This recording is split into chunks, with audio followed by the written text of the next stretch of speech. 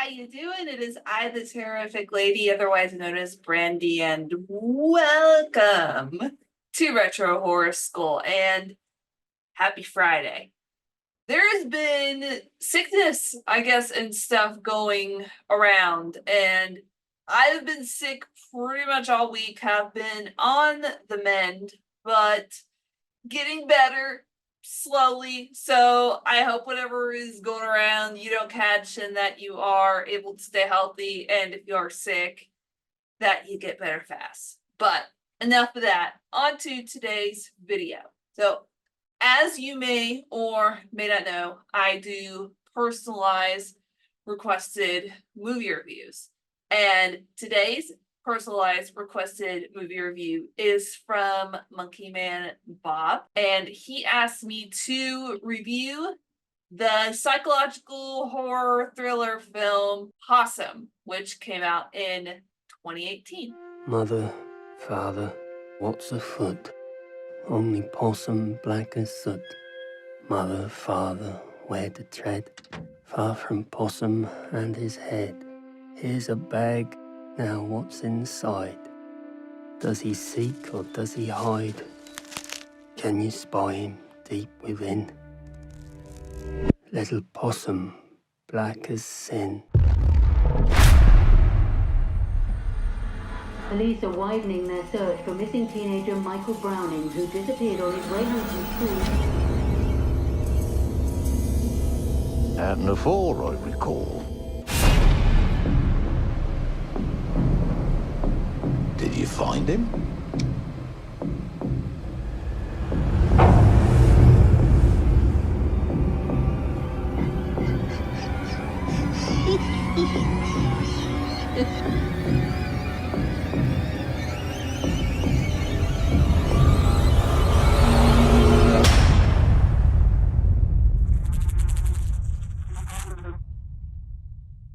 Waking up, is it?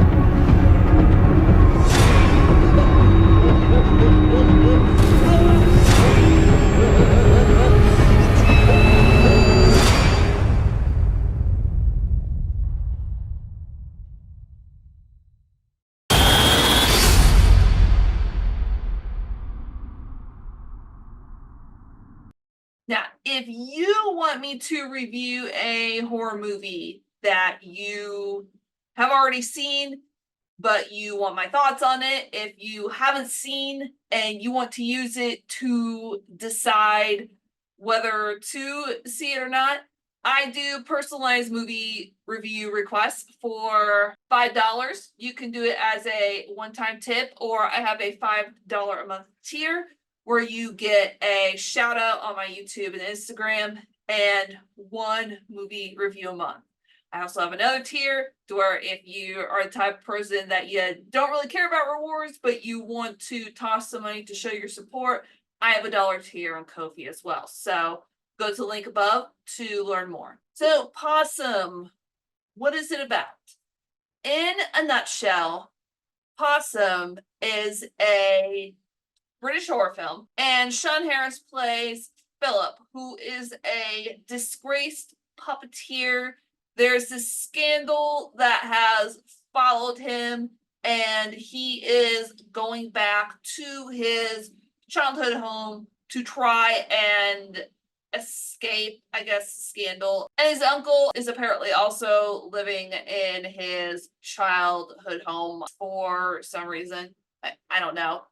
But along the way, as he's traveling to his home and as he's living in this childhood home of his with his uncle, he is carrying this leather kind of bag. And in this bag is this really grotesque, like kind of looking puppet that has these spider legs and this really weird, grotesque human head. It's creepy looking. And along the way, he keeps trying to dispose of it. He tries to chuck it in a vat full of water. He tries to bury it in mud. He tries to burn it. But no matter what he does, the puppet always finds its way back to him. So he's having to deal with that.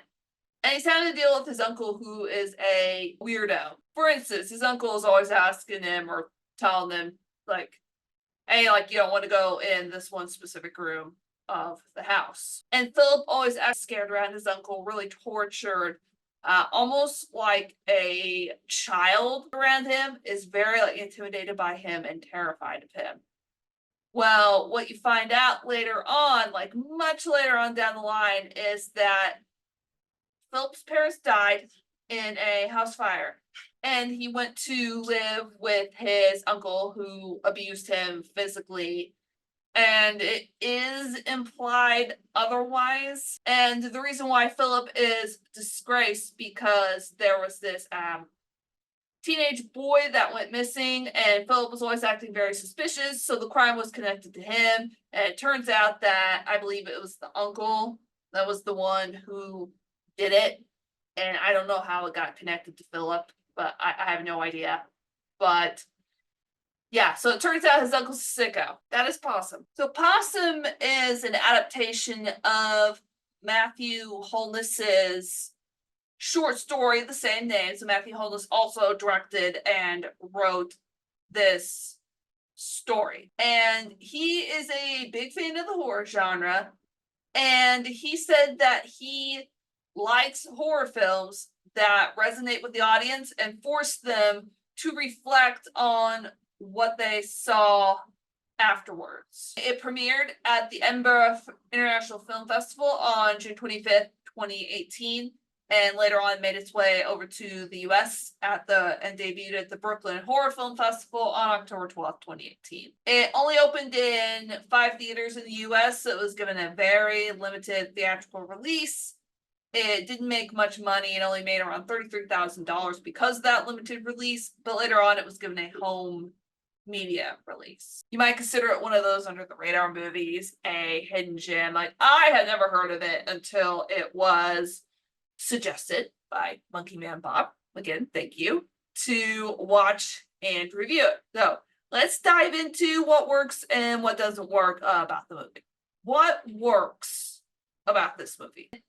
I like the way that it is shot, especially the credits and the cinematography and the way it's filmed reminds me a lot of almost a 70s style film. And indeed, one of Holness's inspirations for this movie was George A. Romero's Martin, which came out in 1978, I believe. That was a big influence there. It's like, oh, well, that definitely makes sense. So I dug the cinematography. I like 70s films and 70s style films. And so just, yeah, the cinematography, I really did dig it. Also, I really like the setting and the imagery of the movie. So the setting of this film, it takes place in liminal outdoor spaces. So it takes place in a field, takes place at what looks like this factory with a bunch of pools. It takes place on this bridge, but mainly it takes place it takes place like a forest. So it lends to a feeling of isolation, and that is pretty creepy. And that puppet, my god, that puppet is stuff of nightmares. It is creepy as all hell. I wouldn't want that in my bed or hanging on my wall. Like, I would try to get rid of it too, though. Kudos for that design on the puppet. It creeped me out. And the lead actor, Sean Harris, I recognize him, but I can't remember where I've seen him in other than this, but I thought he did a good job as the tormented Philip. And the puppet actually isn't a puppet. The idea behind the puppet is that it's this manifestation of the trauma that he's been carries around the puppet in this bag. So it's this trauma that he's been carrying around with him his whole life. And he's trying to get rid of it by burying it, by chucking it in a pool, by burning it, and he still can't get rid of it. So the idea that this nightmarish puppet is a manifestation of the trauma inflicted on him by his uncle that he just tries to bury and that he can't face. that was also very interesting. What also was pretty interesting is that there's this poem that he wrote whenever he was a kid. It's in this book that he finds under floorboards. It's called Possum, or How the Possum Came to Be, something like that. And possums, for protection, they play dead, they go silent, they go still. And there were several stories throughout the movie, backstories, where Philip had talked about how he tried to play dead, like be still, be silent to survive. So I thought it was interesting, that poem being called Possum, and then the movie was also called Possum. So in a way, just trying to play dead to survive. Just knowing that's why the movie is named that, is gave it a whole new meaning. So it's not about possums. It's about essentially just playing dead to survive. That's sad in a way. Now, what doesn't work about this movie? The symbolism, as I mentioned, with the puppet being a manifestation of his trauma and fears, and other forms of symbolism throughout this movie, they may not hit with a lot of people. You may be going, huh, or what, or having to look up a lot of what that means. And I have to be honest, I was a little confused at certain aspects of the imagery and what it was trying to tell me, and what it was trying to say. I had to look that up. I didn't have to look up the stuff about the spider. I pretty much connected, just like, oh, well, this is his manifestation of something. It's not like an actual puppet that he created. It represents something. And then as the movie went on, I was able to understand why. But some of the other imagery in the movie, I was not able to understand. And people who want to be able to get stuff right away and don't want to have to go look it up afterwards to figure out what something means, this may not be the movie for you. Also, the movie can be confusing and a little overly ambiguous at times. Now, I'm a person who doesn't mind ambiguity in a movie. Take the end of John Carpenter's The Thing. You don't know what happens to McCready or Childs at the end, pertaining as to, well, who's the thing? Are both of them the thing? Are either one of them the thing? Like, what the hell? What's going on? So that kind of ambiguity, I don't mind. But there were points that were just like very overly ambiguous. Is the uncle even really alive? Is he dead? Is he just like a psychological manifestation that Philip is having? Was Philip actually accused of, like, did Philip actually do what he was accused for? Did the uncle do it? What the hell? What's going on? Sometimes it just kind of leaves your head spinning. Me personally, I think the uncle's a sicko that actually did all those things, but that's just me. This movie could be overly ambiguous at times, and that could be frustrating to a lot of people. Also, this movie was a little bit too much of a slow burn for me. And I know it's based on a short story, and sometimes you have to stretch out stuff with a little bit of filler. And I don't mind slow burns, but this movie seemed to drag. I found myself nodding off at some points. I had to rewind the movie back to catch what I missed. Now, in all fairness, as I mentioned, I haven't been feeling all that hot, but I watched it at a time when I felt kind of relatively okay, and it still had me nodding off at some points, and I had to rewind. To me, this movie probably would have served better as a short film, not something to where it was almost a little over an hour and a half.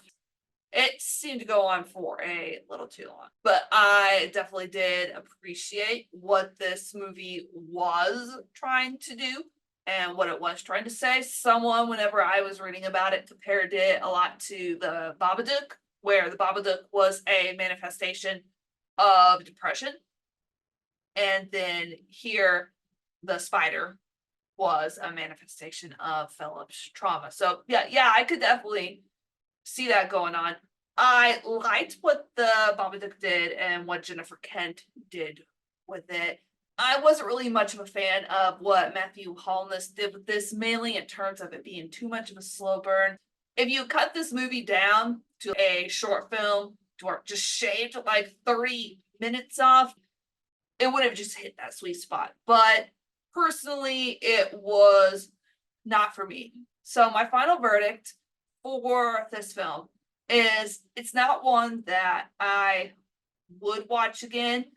Maybe a movie like this would lend well for a repeat viewing, knowing what you know to go back and just like get a second look. So if you're that kind of person who watches a psychological horror film and then goes back to watch it a second time to kind of analyze it and dissect it, then cool. But personally, this particular movie just was not for me.